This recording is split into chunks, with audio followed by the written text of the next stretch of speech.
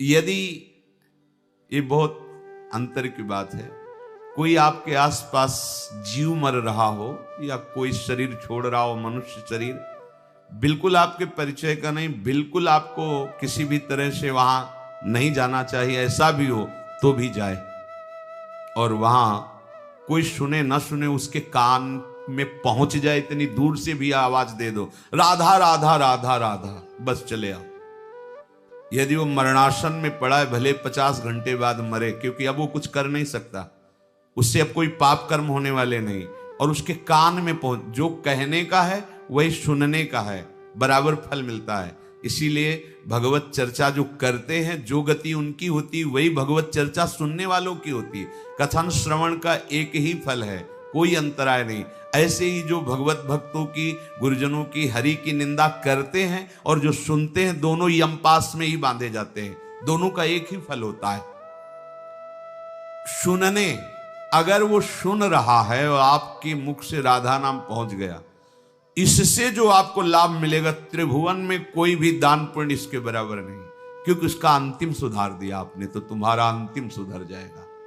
कोई भी कुत्ता है, कोई भी जीव मर रहा है, श्रवणेंद्री तो है ही ना सबके पास, वो समझ नहीं रहा, पर राधा, और शरीर छोड़ेगा तो भगवान को प्राप्त होगा, प्रभु को प्राप्त होगा।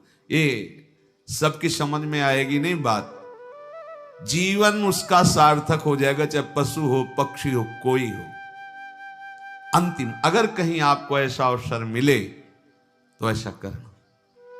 पूज्य राधा बाबा के चरित्र में आता है, अवध धाम दर्शन करने के लिए गए तो प्रवेश करते ही अवधपुरी में उनको एक ऐसा पशु दिखाई दिया जो गधा, कई जगह से उसे कौआ कुत्तों ने काटा था, घाव था, जबान से कि तड़प रहा था।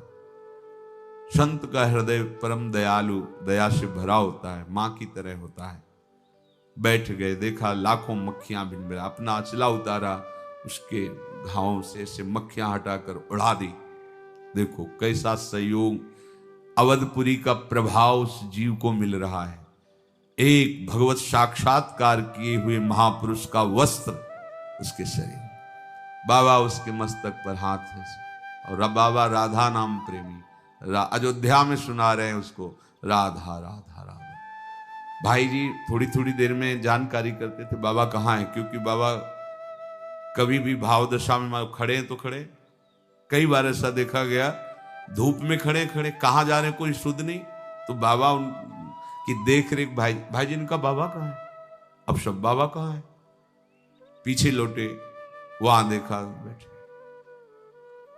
ऐसे दुलार कर रहे हैं, लाल काशाय वस्त्र उड़ाए हुए। कितना सौभाग्य उस जीव का धाम की कृपा से मिला। देखो बाबा कनक बिहारी जी के दर्शन का एक समय है, आप चलो, तो उनका नहीं, अब जब तक इसको भगवत प्राप्ति नहीं हो जाती हम उठ के जाने वाले हैं। अब ऐसे महापुरुष का संकल्प, थोड़ी देर में उसके प्राण निकल गए दर्शन करने। ये किसी भी जीव का यदि अंतिम समय हो, आप बराबर ना टिक पाए, तो उसके पास नाम सुना दीजिए, उसको सुनने मात्र से उसकी भगवत प्राप्ति हो जाएगी, भले 3 दिन बाद मरे, क्योंकि वो कोई कर्म नहीं कर सकता, चाहे मनुष्य हो कोई जीव। जब अंतिम स्थिति होती, शिथिल स्थिति होती, उसमें शुभ अशुभ कोई कर्म नहीं कर सकता, तो अंतिम समय उसका माना जाता है। अंतिम कर्म उसका वही होगा जो आपने नाम सुना दिया, ये उसका कल्याण कर देगा, परम कल्याण कर देगा।